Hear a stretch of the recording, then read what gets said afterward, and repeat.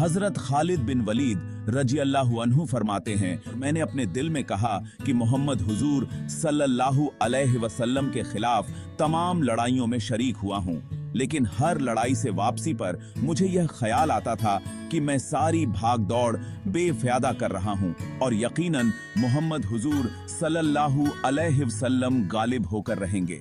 जब हुजूर सल्लल्लाहु अलैहि वसल्लम हुदैबिया के लिए रवाना हुए तो मैं मुश्रिकों के सवारों का एक दस्ता लेकर निकला और उस फान में मेरा हुजूर सल्लल्लाहु अलैहि वसल्लम और सहाबा से सामना हो गया और मैं आपके मुकाबले में खड़ा हो गया। मैंने आपसे कुछ छेड़छाड़ करनी चाहिए। आप हमारे सामने अपने सहाबा को जौहर की नमाज पढ़ाने लगे।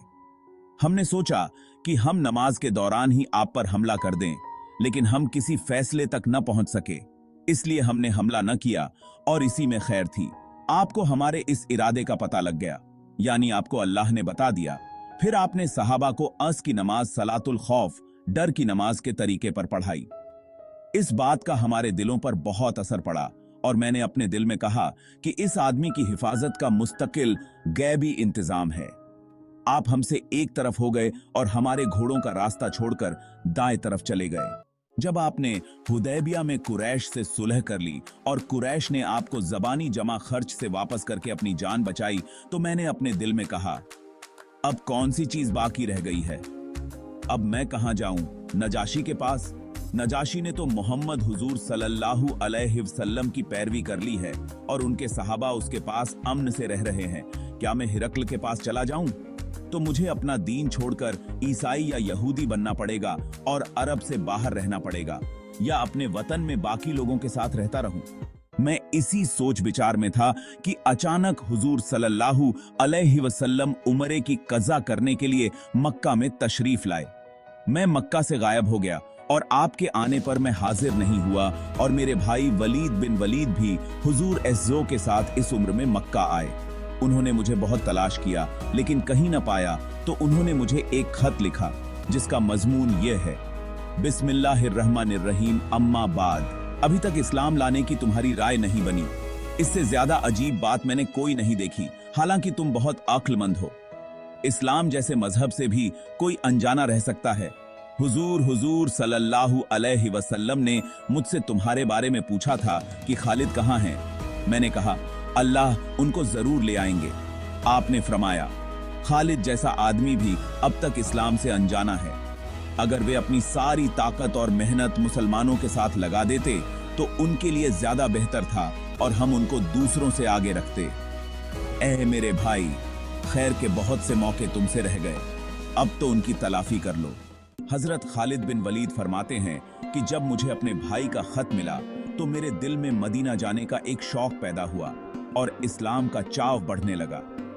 मुझे इस बात से बड़ी खुशी हुई कि हुजूर सल्लल्लाहु अलैहि वसल्लम ने मेरे बारे में पूछा और उस जमाने में मैंने एक ख्वाब देखा कि मैं एक अकाल के मारे हुए इलाके में हूँ और मैं वहां से निकलकर एक हरे भरे और लंबे चौड़े इलाके में पहुंच गया हूँ। मैंने कहा, यह सच्चा ख्वाब मालूम होता है। जब मैं मदीना आया तो मैंने कहा, इस ख्वाब का हजरत अबू बकर रजी अल्लाहु अन्हु से जरूर जिक्रम करूंगा। मैंने उनसे इस ख्वाब का जिक्र किया तो उन्होंने बताया कि इलाके की तंगी से मुराद वह शिर्क है जिसमें तुम पड़े थे, और इस तंग इलाके से निकलने से मुराद अल्लाह की तरफ से इस्लाम की हिदायत का मिल जाना है। जब मैंने हुजूर सल्लल्लाहु अलैहि वसल्लम की खिदमत में हाजिरी का पक्का इरादा कर लिया तो मैंने सोचा कि हुजूर सल्लल्लाहु अलैहि वसल्लम की खिदमत में हाजिरी के लिए किसको अपने साथ लूं। इस सिलसिले में सफ़वान बिन उमैया के पास गया और मैंने उससे कहा, अबू वहब, क्या तुम देखते नहीं हो कि हम किस हाल में हैं? हमारी तादाद दाढ़ों की तरह से कम होती जा रही है और मोहम्मद हुजूर सल्लल्लाहु अलैहि वसल्लम गालिब आते जा रहे हैं। मेरा ख्याल यह है कि हमें मोहम्मद हुजूर सल्लल्लाहु अलैहि वसल्लम की खिदमत में हाजिर होकर उनकी बात मान लेनी चाहिए, क्योंकि मोहम्मद की इज्जत हमारी इज्जत है। लेकिन सफ़वान ने सख्ती से इनकार कर दिया और कहा कि मेरे अलावा और कोई भी न बचा तो भी मैं उनकी पैरवी हरगिज न करूंगा। मैं उसे छोड़कर चल दिया और मैंने कहा, इस आदमी के भाई और बाप को बद्र में कत्ल किया गया था, इसलिए यह नहीं मान रहे हैं। फिर मेरी इकिमा बिन अब्बू झल से मुलाकात हुई। मैंने उनसे वही बात की जो सफ़वान बिन उमैया से की थी। उन्होंने सफ़वान बिन उमैया जैसा जवाब दिया। मैंने उनसे कहा, मेरी इस बात को छुपाए रखना। उन्होंने कहा, अच्छा, किसी को नहीं बताऊंगा। फिर मैं अपने घर गया और अपनी सवारी को तैयार कराया। मैं उसको लेकर चल पड़ा तो रास्ते में मेरी मुलाकात उस्मान बिन तलहा से हुई। मैंने कहा, यह मेरा दोस्त है, लाओ इससे भी अपनी बात करके देखें। फिर मुझे ख्याल आया कि इसके बाप दादा भी मुसलमानों के हाथों कत्ल हो चुके हैं, तो इनसे जिक्र करने को मुनासिब न समझा। फिर मैंने कहा, इनसे जिक्र करने में क्या हर्ज है, मैं तो अब जा ही रहा हूं। इसलिए इस्लाम के खिलाफ हमारी मेहनत का जो नतीजा निकल रहा है वह मैंने इनको बताया, और मैंने यह भी कहा, हमारी मिसाल उस लोमड़ी की सी है जो किसी सुराख में घुस गई हो, तो अगर उस सुराख में एक डोल भी पानी डाल दिया जाए तो लोमड़ी को निकलना पड़ेगा। पहले दोनों साथियों से मैंने जो बात की ऐसी ही उनसे भी की। वे फौरन मान गए। मैंने उनसे कहा, मैं आज ही जाना चाहता हूं और मेरी सवारी तैयार बैठी है। हम दोनों ने आपस में मक्का से बाहर याजुज नामी जगह पर इकट्ठा होना तय किया। फिर सुबह सहरी के वक्त हम लोग घरों से निकले और सुबह होने से पहले ही हम लोग याजुज नामी जगह पर जमा हो गए। फिर वहां से हम दोनों रवाना हुए। जब हम हदा नामी जगह पर पहुंचे तो वहां हमें अम्र बिन आस मिले। उन्होंने पूछा, कहां जा रहे हो? हमने कहा, तुम घर से किस इरादे से चले हो? उन्होंने कहा कि आप लोग घर से किस इरादे से चले हैं? हमने कहा, हमारा इरादा तो इस्लाम में दाखिल होने का है और मोहम्मद हुजूर सल्लल्लाहु अलैहि वसल्लम की पैरवी का है।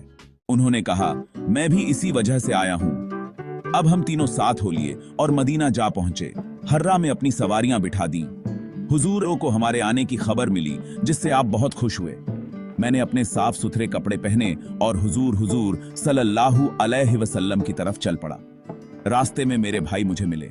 जब मैंने आपको दूर से देखा तो आप मुझे देखकर मुस्कुराते रहे, यहां तक कि मैंने आपके करीब आकर ए अल्लाह के नबी कहकर सलाम किया। आपने खिले हुए चेहरे के साथ सलाम का जवाब दिया। मैंने कलिमा शहादत पढ़ा। आपने फरमाया, आगे आओ। तमाम तारीफें उस अल्लाह के लिए हैं जिसने तुमको हिदायत दी। तुम्हारी अक्ल व समझ को देखकर मुझे यही उम्मीद थी कि तुम्हें खैर ही की तौफीक मिलेगी।